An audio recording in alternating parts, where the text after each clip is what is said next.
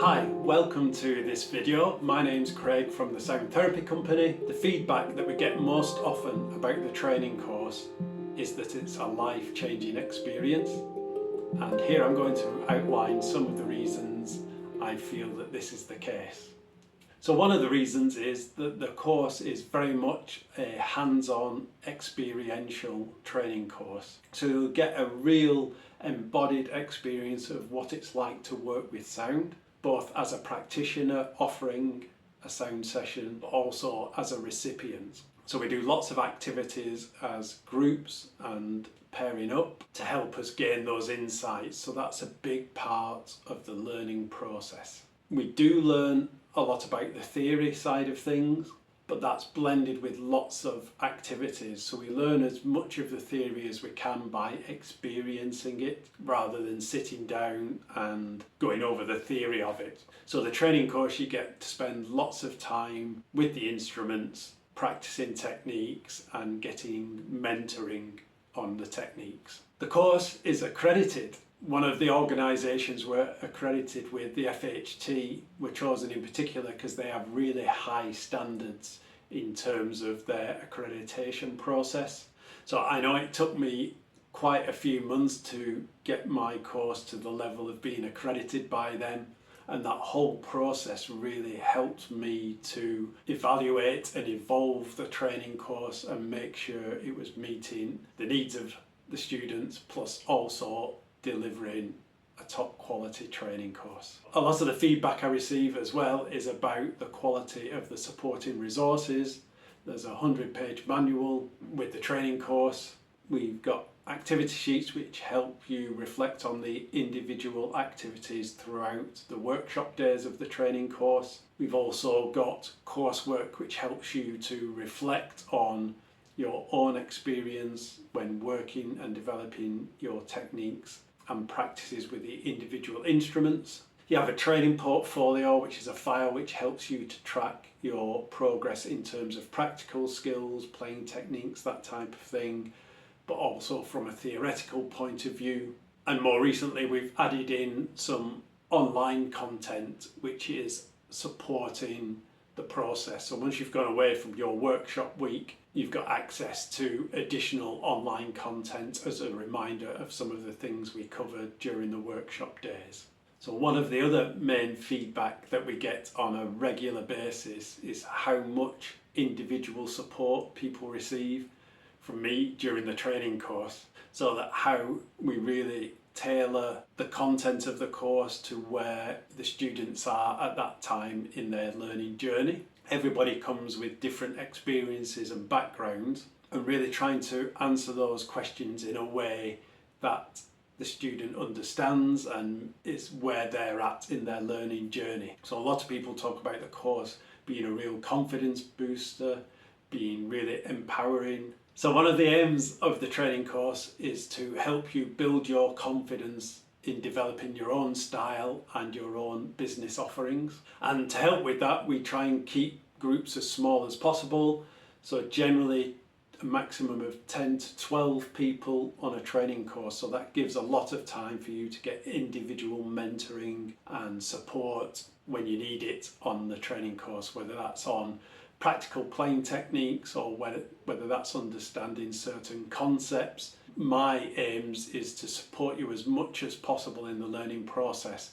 So outside of the workshop week, there's lots of support available. I set up a WhatsApp group for the people on the training course, so that individual cohort has access to a platform where they can support each other, but also where they can post a question and I can respond, and then everybody within the group benefits from the questions that are asked and learning. One of the big elements of the training course as well is all around client care. So delivering safe and professional sound healing sessions. Aspects around holding space, how to do that in a safe way. We look at playing techniques which are safe, awareness and sensitivity, so we're not going to cause the clients any alarm or distress within the sessions. It's about the information provided to the client before the session. We talk about client screening. We look at aftercare and how that's an important part of the session. And we also look at trauma-informed practice and what to do if a client goes into a process during a sound healing session. So client care is a big theme that runs throughout the training course, right from the very first day, and setting boundaries for the training course and creating a safe environment for the students. The other thing that I get a lot of great feedback about the learning environment is a safe space for people to come into.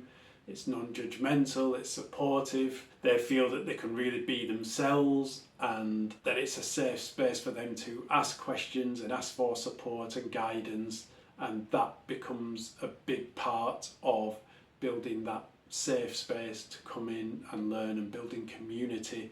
So in-person training courses as a group really helps to build that community and support network. Once you finish the training course and you go out to complete your coursework and case studies, and even at the point of going out and starting to grow the business and working with clients, this WhatsApp group is such a supportive environment. So you're building a network of similar like-minded people who are then going to help support you on your journey as you move forward. So as well as covering the techniques and methods and constructing sound healing sessions and all that good information, besides the practical aspects of working as a sound healer, we also spend time looking at running a business. So we'll look at things like marketing, building the business, pricing, insurance, GDPR, being part of professional bodies. So you are really getting the complete package of working as a sound practitioner. My approach is to be really authentic in how I deliver the sessions. On the course we do look, it's called the Foundation Certificate in Sound Healing, because one of the aims of the course is to give you a good understanding, a broad understanding of the principles of sound healing. We study 6 of the main instruments of sound healing. So the voice, shamanic drum, Himalayan singing bowls, crystal bowls, the gong and percussion. But we also look at other instruments and where they may fit within that framework. So things like didgeridoos, flutes, hand pans, shruti boxes. We look at a wide combination, and people even bring in their own instruments, and we look at how we can incorporate those into a sound healing session. So for example, if you've got a hand pan and you want to use that within a sound healing session, you bring it along to the workshop days and we'll look at ways that you can incorporate that within your offering. So the course is very responsive to your individual needs as a student, to really helping you grow and develop a practice that's in alignment with you and your approach. And maybe if you're working as a holistic therapist already, or in associated areas of well-being, that you can blend your offerings and come up with your unique offering. So just to wrap up this section, what I would say is that we take a real interest in your learning journey and providing you with the best learning experience that we can. We commit to your learning journey as much as you do. If you really want to dive deep into learning about sound healing, then we will help you achieve that.